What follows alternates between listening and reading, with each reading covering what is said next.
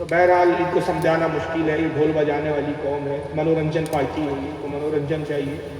میں تو نوجوانوں سے کہوں گا کہ خدا کے واسطے اپنے عقیدے کو بچاؤ، لکھوائی جائے ایسے چڑھانے کے لیے، سنیوں کو ستانے کے لیے اس نے لکھائی۔ اور تحریر کیا کے جملے سنیے تو اس کی صورت کیا تھی، ما هذه صورت، اس کی عبارت یہ تھی، کہتے لعن اللہ معاویہ بن ابی سفیان، اللہ کی لعنت ہو معاویہ بن سفیان، یہ مسجد کی دیواروں پہ لکھایا گیا۔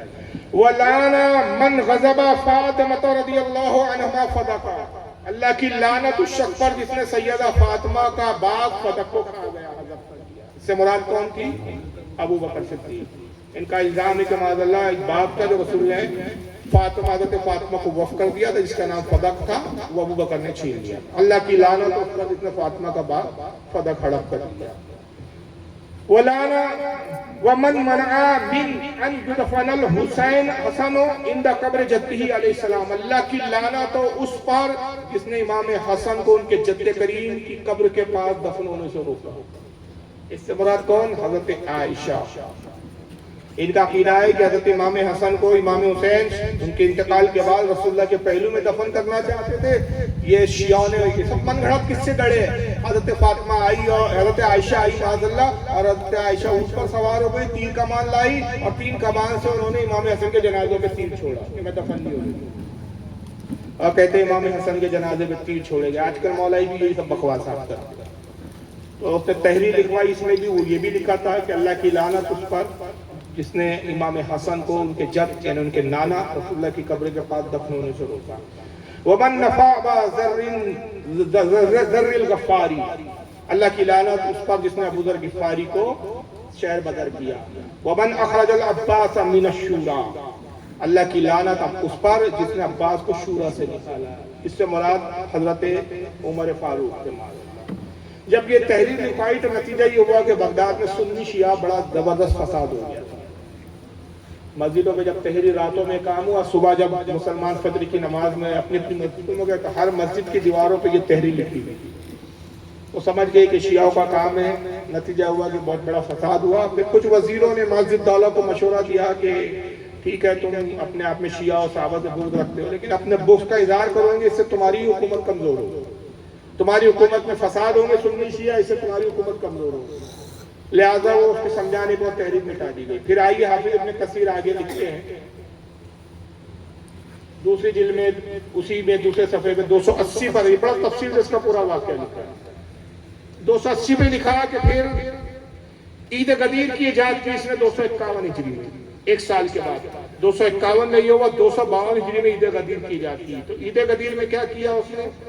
عید غدیر کے اندر اس نے وفی ثمن 10 ذی الحجۃ امر الملک معز الدولت بعمل عید الغدیر غدیر خم، کہتے 18 ذی الحجہ کو اس کے معز الدولہ کے حکم سے عید غدیر منانا شروع کیا گیا غدیر خم کے طور پر۔ وصلوا بالسیرا وصلاۃ العید، یہ سارے شیعہ ایک میدان میں آئے، صحرا میں آئے اور انہوں نے عید غدیر کی نماز کی پڑھی۔ وہ جو نماز بتا رہا تھا نا مولوی ویڈیو دکھایا، تو یہ 352 ہجری میں سب سے پہلی بار پڑھی گئی۔ وَدُقَّتِ الْقُصَىٰ، اور پھر اس کے بعد کہتے ہیں کہ وہ عید غدیر نماز پڑھی، نماز کے بعد ڈھول اور نگارے بجائے گئے، خوشی میں ڈھول بجائے گئے۔ دیکھ لیجئے ڈھول بجانا کس کا طریقہ ہے۔ اور حضرت امام حافظ ابن کثیر لکھتے ہیں بہت ساری باتیں ہیں، بہرحال یہ پوری تفصیلات ہیں، ایک کتاب اور دیکھ لیجئے، میں صرف اسکین دکھا رہا ہوں، وقت کافی ہو رہا ہے تو بار نہیں دکھا رہا ہوں۔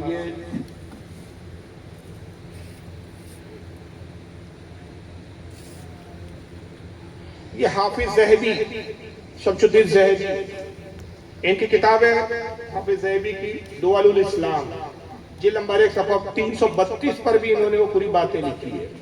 وہی بات لکھی ہے کہ عید غدیر منائی گئی، صحرا میں آئے، عید کی نماز پڑھی انہوں نے، ڈھول اور باجے بجائے گئے۔ پھر اس کے بعد یہ حافظ ابن کثیر کہتے ہیں فَنَعُوذُ بِاللَّهِ مِنَ الضَّلَالِ، اللہ کی لعنت ان گمراہیوں پر۔ ہمارے امام ان پہ لعنت بھیج رہے تھے، آج کا مولائی ان کے نقشے پہ چل رہا ہے۔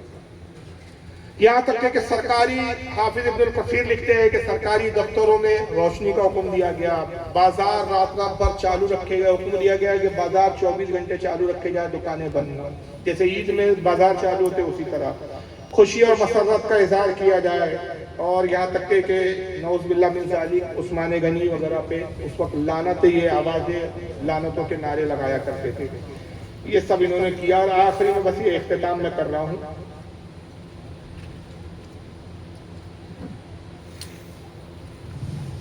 یہ کتاب ہے تحفہ اثنا عشری.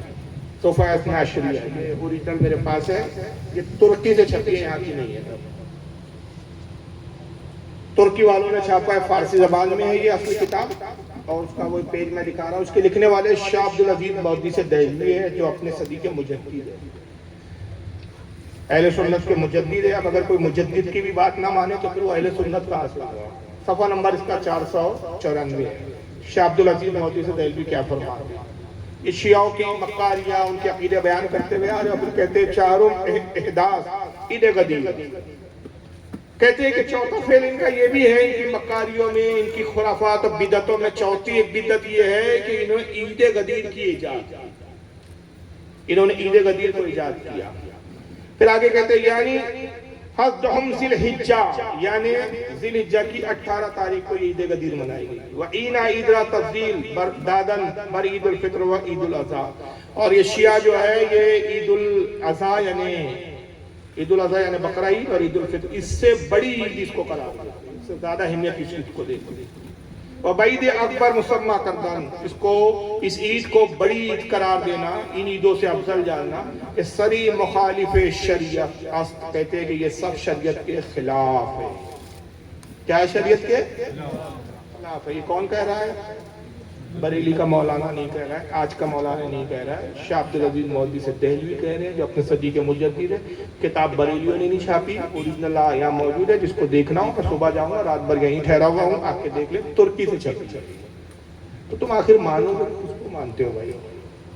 نہ تم اماموں کو مانتے ہو، نہ بزرگوں کو مانتے ہو. اپنی ڈیڑھ عید کی الگ مسجد بنا رہے، ایک نیا فرقہ تراش رہے ہو. تو بہرحال ان کو سمجھانا مشکل ہے. یہ ڈھول بجانے والی قوم ہے، منورنجن پارٹی ہے، ان کو منورنجن چاہیے.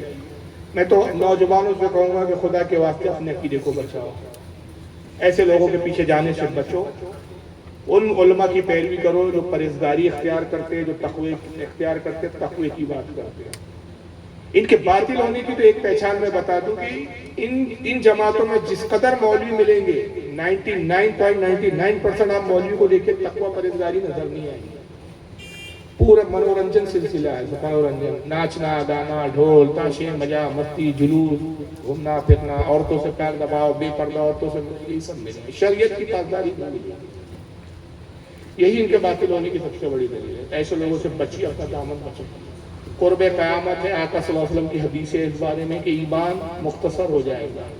اسلام غریبی سے نکلا، غریبی میں سمٹ جائے گا. غریبی سے مراد ہو آقا کشی والی غریبی نہیں، یعنی کم تعداد.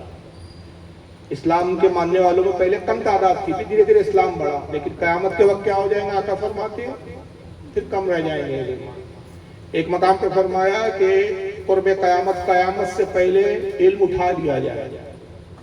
صحابہ نے عرض کیا اللہ کے نبی کیا کتابیں اٹھا لی جائیں گی، قرآن اٹھا لیا جائے گا؟ فرمایا نہیں، قرآن موجود ہوگا، علم موجود ہوگا. علماء حق اٹھا لیے جائیں گے. آج دیکھ لیجیے جتنے علماء حق تھے چلے گئے. ایک جو عالم حق تھے، بڑے عالم تھے، وہ گئے، اپنا جانشین کسی کو نہیں چھوڑا.